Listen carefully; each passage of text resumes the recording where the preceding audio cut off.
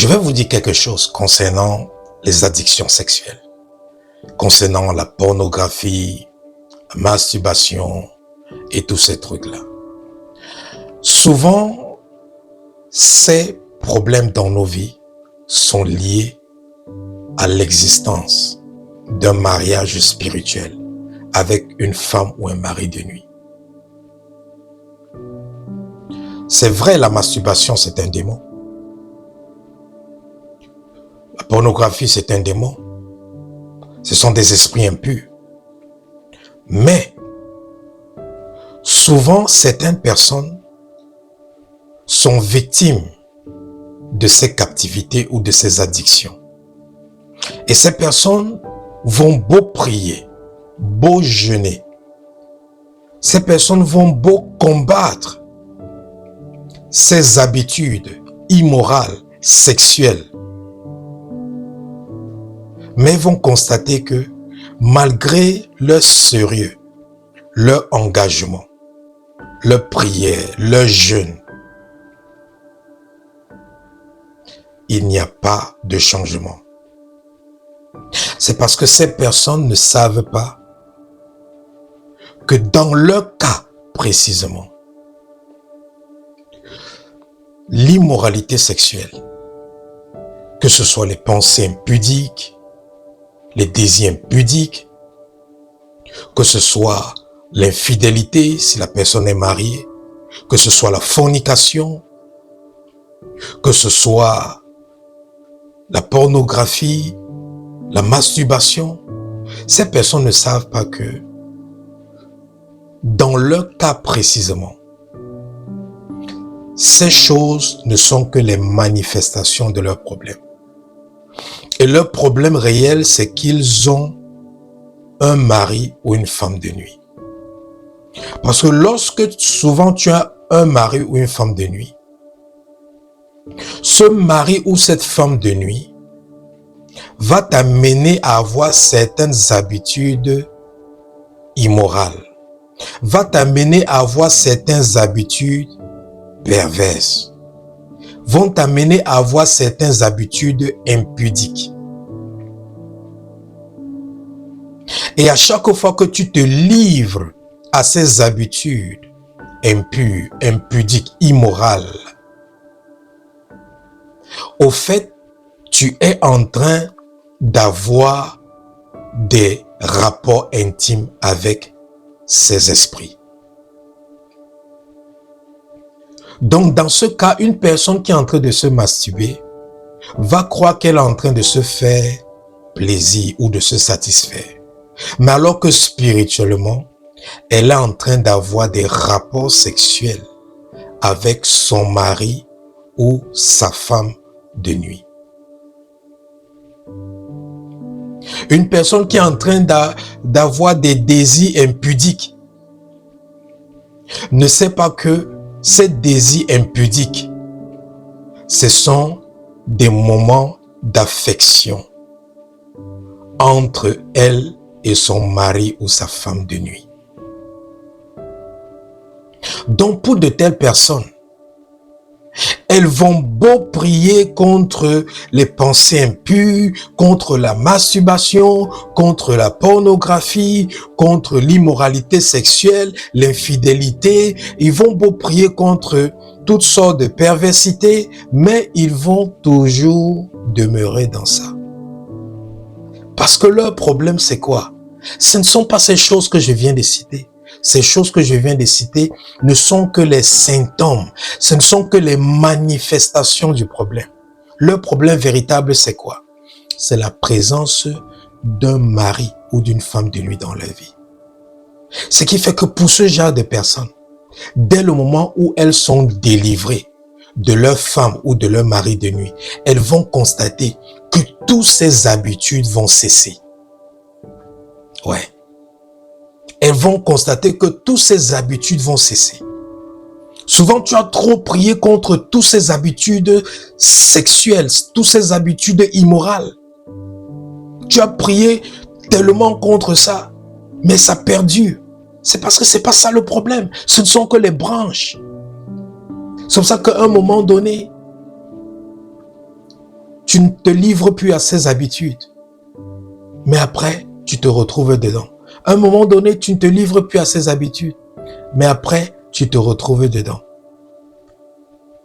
Pourquoi?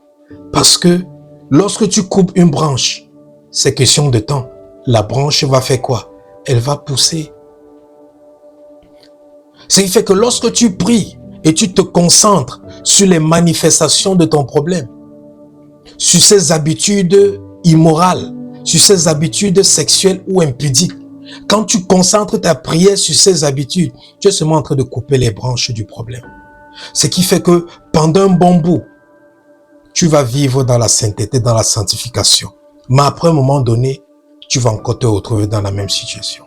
C'est pour ça que beaucoup de personnes me disent, j'avais arrêté la pornographie, la masturbation ou l'impudicité pendant 6 mois et après ça a encore recommencé. J'avais arrêté ça pendant 5 ans et après je me suis encore retrouvé dedans. Tout le temps, j'arrête, mais je me retrouve encore dedans. J'arrête, je me retrouve encore dedans. Oui, tu arrêtes parce que tu as coupé les branches.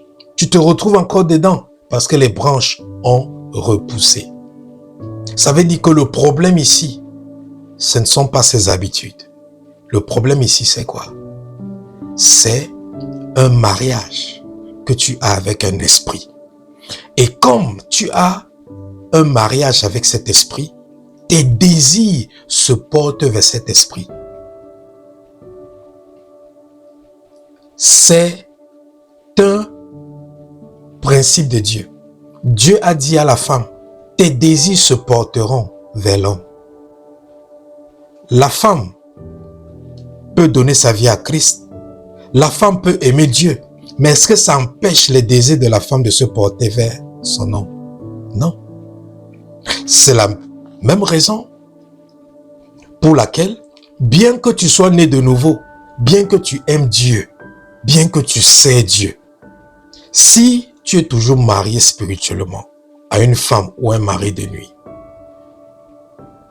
ton amour pour Dieu, ta consécration, ta crainte de Dieu ne va pas empêcher tes désirs de continuer à se porter sur l'esprit avec lequel tu es marié.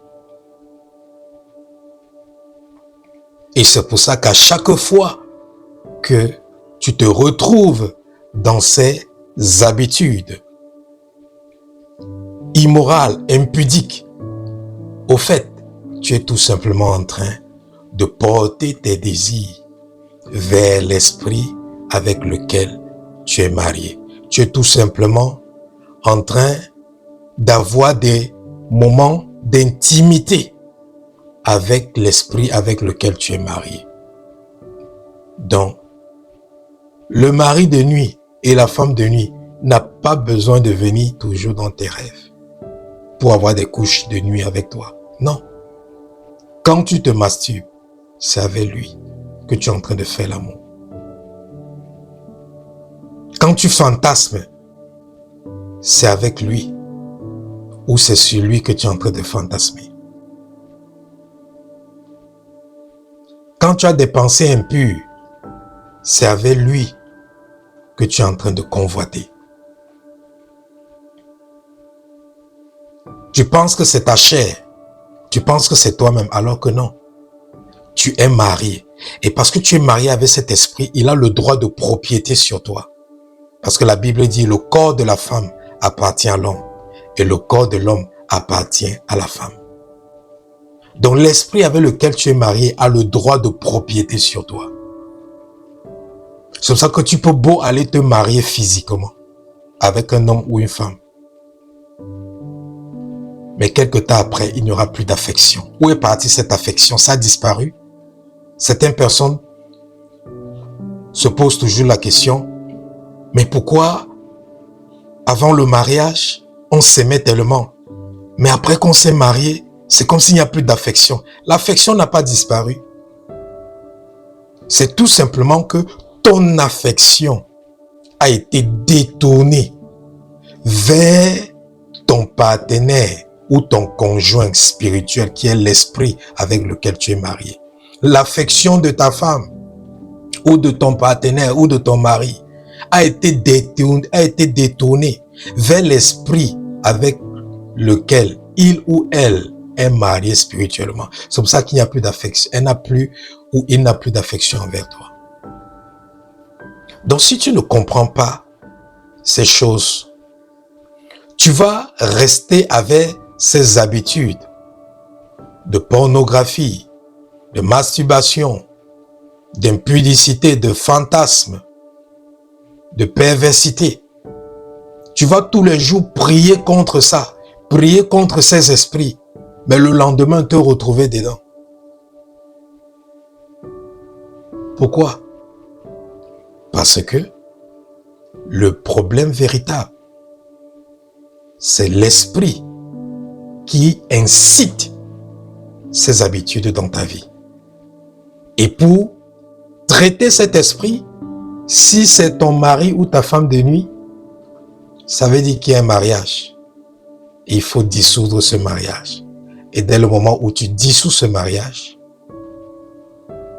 au nom de Jésus-Christ, tu as l'autorité et le pouvoir de commander à ce mari ou à cette femme de nuit de quitter ta vie définitivement.